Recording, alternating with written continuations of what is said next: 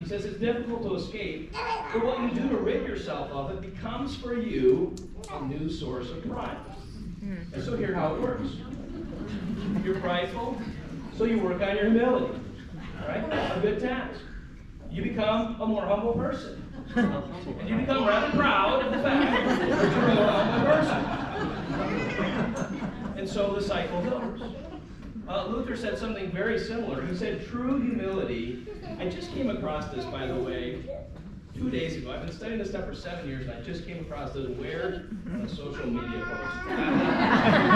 I verified it wasn't a legit quote. I found it. He says, true humility never knows that it's humble, as I have said. For if it knew this, it would turn proud from contemplation of so fine a virtue. So pride is going to be at work in all of these vices. And if I get to the end of a future lesson and don't tell you how that vice is rooted in pride, somebody raise their hand and say, Pastor, how's this vice rooted in pride? We want to tie it all back to this main branch of that tree, so to speak.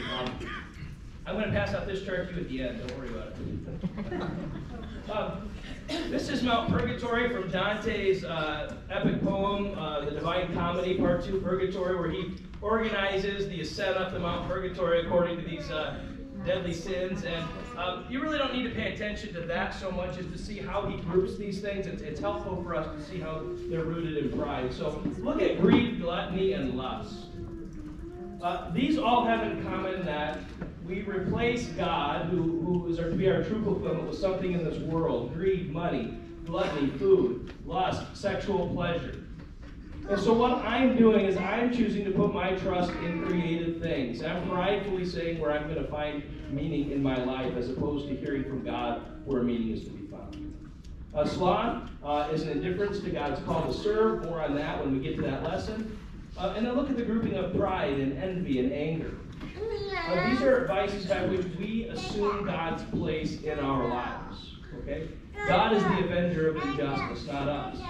But we get angry. We step in God's place and say, I'm going to avenge this injustice.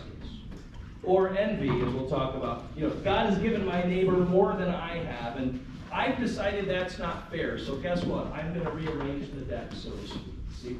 All of these vices have one common thing, and that's the letter I. Yeah. You see it there in pride that we pulled out. They're all rooted together in pride. Here's a good observation from C.S. Lewis. I don't know if you can read his chicken scratch. I don't think he actually wrote that piece of paper. I think just some fancy graphic here. But listen to what he says. He says, we're half-hearted creatures fooling around with drink and sex and ambition when infinite joy is offered us.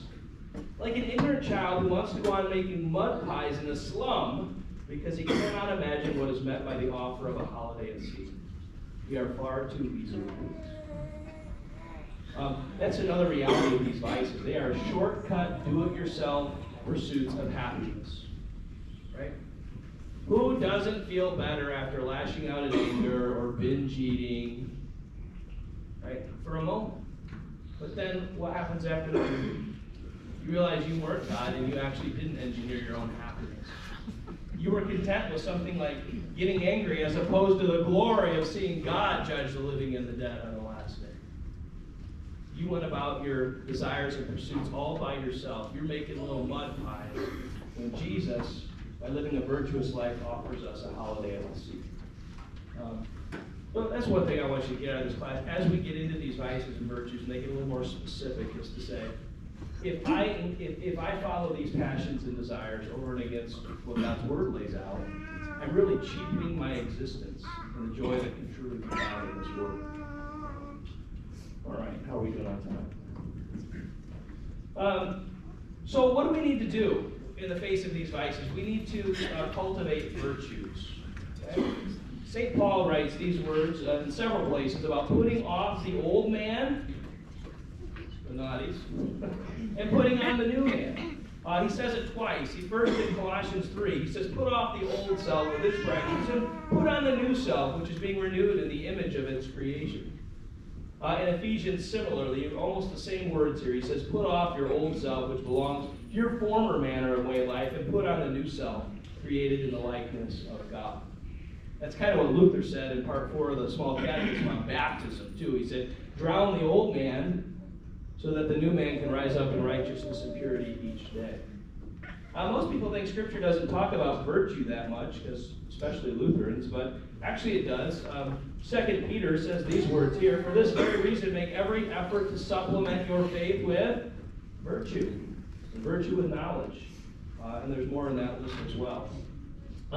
So what are the virtues? Here's a crash course in classic virtues. I will try not to spend a lot of time on this. It's going too fast. Don't worry about it. There's Plato and Aristotle there. Well, Aristotle is known as the father of virtue ethics, and he saw virtues as sort of the median between two extremes. So look at the first example there. Courage, he says, is a virtue. But it could be that I'm just a coward and run away from any confrontation. Right? That would be a vice of deficiency. I think excess and deficient should be flipped there. Sorry about that. On the other hand, I could be rash. I could rush into battle and danger without even thinking about it to my certain demise. All right? So I've got to mediate. I've got to find the golden mean between excess and deficiency. And when I find it, that's courage. That's knowing when to engage, when not. That's the virtue. So he lists a bunch of these, okay? A bunch of these. So many so that it doesn't really stick in history that long. But Plato, who came a little bit before him, had already articulated what we call the 4 cardinal virtues: courage, justice, temperance, and prudence.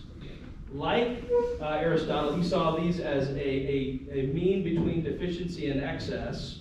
But his shorter, more truncated list, hey, these are the 4 main ones as sort of have staying power. And you can see in the church, they look to these 4 cardinal virtues, they call them, and also the 3 theological virtues of faith, hope, and love. And so Thomas Aquinas borrows from philosophy and exalts this is the way to holiness in the medieval church. But if you look at this list in association with the capital vices, you'll see they don't really line up.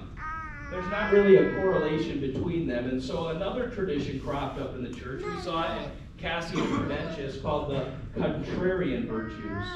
And in these you can see there's a direct correlation between the virtue being cultivated and the vice. And that's kind of given rise to the genesis of this class.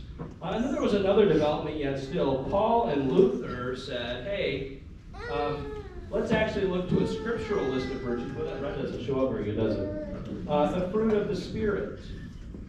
You know that. Love, joy, peace, patience, kindness, goodness, faithfulness, gentleness, and self-control. And what Luther saw is that there was a high correlation between what the churches call the contrarian virtues and the fruit of the Spirit. And Luther sort of said these words. He says, the names of all virtues are also the names given to God, as follows that God's children should also be gentle, merciful, chaste, just, truthful, etc. He said God's kingdom consists of nothing other than piety, decency, purity, gentleness, and of every other virtue. And then finally, I love this quote from 1535. Paul adorns these Christian virtues with a worthier title and calls them fruit of the Spirit. And by these virtues invites others to the faith and teaching of Christ. And so, similarly, like we saw, pride was the main vice that gave root to all the branches of the different vices and sin. So too, love sometimes is seen as the trunk of the tree of the fruit of the Spirit, and love grows into the branches of joy, patience, kindness, gentleness, etc. The last thing Luther did that's important for us to understand, and it's going to form a lot of this class, is he incorporated the various vices and virtues into the Decalogue, or the 10 Commandments. So you may have noticed over here, where did I put pride? With the first and second commandments. So we're going to build this each week. Nothing, we're supposed to love God with all our heart, soul, mind, and strength. Nothing undermines that more than pride. And so to keep the first and second commandments more faithfully, we have to cultivate a different virtue. Which is, you probably can guess this one, right? Because we've been talking about it. What's it going to be? Who wants to guess? Humility. Oh, good. Humility, yes. Humility. So pride and humility work primarily with the first and second commandment. So if we're going to fear, love, and trust in God above all things, we need to be, above all, a humble people. So with 10 minutes we have left, we're going to talk about humility. What is true humility? To get at what humility means, I think we need to think of the root of the word. This doesn't always work, but it does here. When you study science class in grade school, you know that the dirt goes by a fancy name of what? Humus, the earth. In fact, that's why we're called humans, right? Brought out of the earth.